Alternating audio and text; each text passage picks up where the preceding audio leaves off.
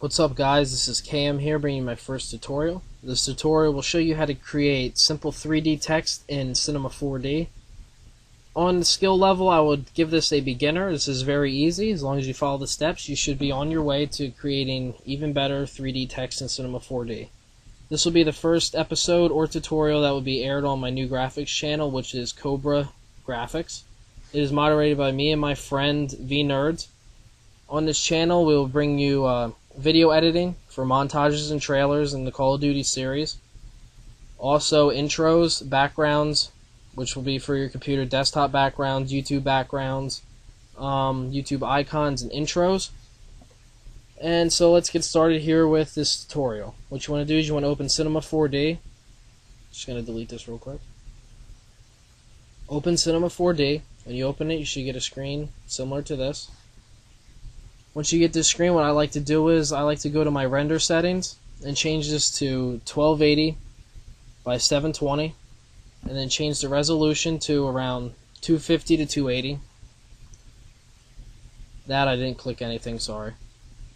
Close that out, and your workspace has gotten bigger and these gray shaded areas have gotten smaller. And now you want to insert your text. Go to MoGraph here, go down to text object. And once you have your text object, you can just mess around here with the simple controls, which is this one's to move around freely. This is to remain on an axis, but move around up, down, left, right, etc. This is to zoom in and out, which you can also use your scroll on your mouse. It does the same thing. But once you have that done, go to here to text, and once you go here, type in what you want to make. Here I'm going to type in the channel name, which is Cobra GFX. And after this, make sure you click on here, so this is highlighted gray. Hit Control C and then Control V. What this has done is has made a duplicate of this. As you can see, there's two. Now go to your original one, which is text object, and choose your depth. I prefer 100. I'm just going to do 100 for this. But as you can see, it has made it a lot wider. Go to your duplicated one and change it to half, which would be 50.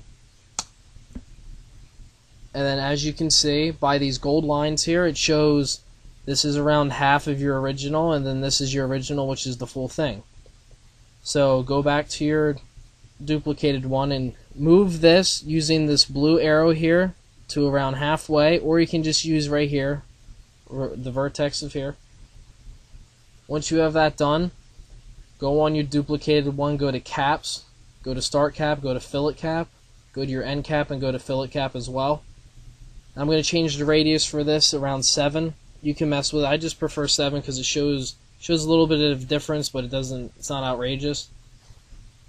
And then once you're done with this, you are ready to choose your color, which go down into this square area right here, double click, and it will bring a gray ball up with a striped background, which will be material. Double click again, and double click on the first one. Make sure this right here color is shaded with a check mark. Go to the white space, click on it. I'm just going to choose red for this, just very simple.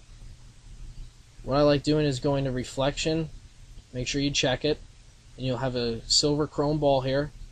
Go to the color for this and then change it to the same color. If you don't change it to the same color, if you go like this, or you just change it to a different color, it will have your original color, which you selected here, and it will have a shade of the color you selected for the reflection color.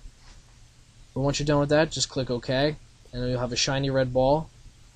I also like to go to texture here and go to Fresnel, which will give it like a smoked red look, or smoked whatever color you have. Once you're done with that, just exit out, and then double click on your second one, and then make sure this once again is shaded gray and checked, and just repeat the process. For this one I'm going to use yellow though. This isn't actually going to be the channel colors, by the way. This is just because of the background of your render, which will be, oops, wrong one. Alright, go to reflection,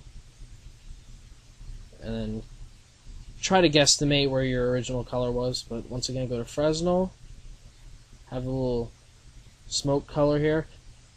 Now, whatever you want the face of your letters to be, which will be this area right here, etc. Choose that color and put it on your original one. Just drag it over and just drop it on text object and it will go show up right here. And as you can see, the face and back of your letters are now the color you've chosen. And then now whatever you want the caps to be, which would be the yellow in this case, go to your duplicated one and drop it. And then now you have your text that you have just created in Cinema 4D, which would be red face with yellow caps. And you can also get a little more creative like I have.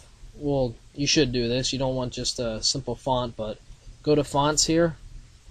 And I downloaded extras, so if you watch this tutorial and you wonder, hey, why don't I have those, those fonts? It's because I downloaded them. So if you need any help, if you want font links, just hit me up, message or a comment, and I will get back to you with a link. But for this tutorial, I'm going to go to Transformers. Notice how it's only changed that one, so go to your second one and then go to Font, and then once again go to Transformers.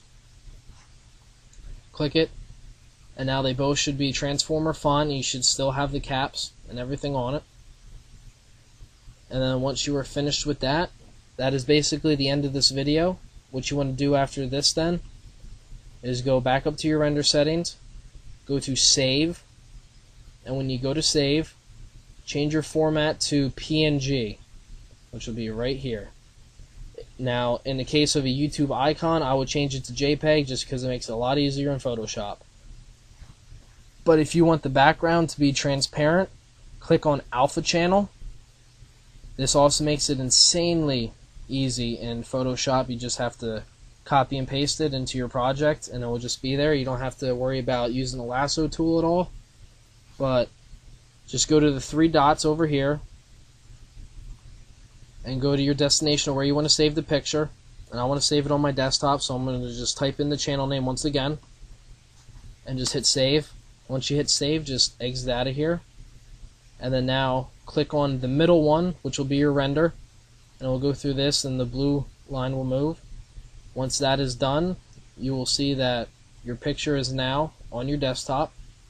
When you open it up, it will be clear background.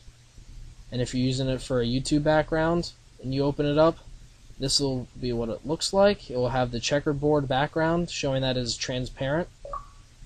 And that is the tutorial. Here is a YouTube template, by the way. If you want it, just message me and I'll send it to you. It's already in Photoshop format, so that's very easy. And that is the tutorial. So make sure you like and comment with any questions or concerns, or you can private message me. But this is Cam here, bringing you my first tutorial in Cinema 4D. Be ready for more, considering my mic is broke on Xbox, so I probably won't play that much. I'll just be doing tutorials. But this has been Simple 3D Text Tutorial in Cinema 4D. Thank you.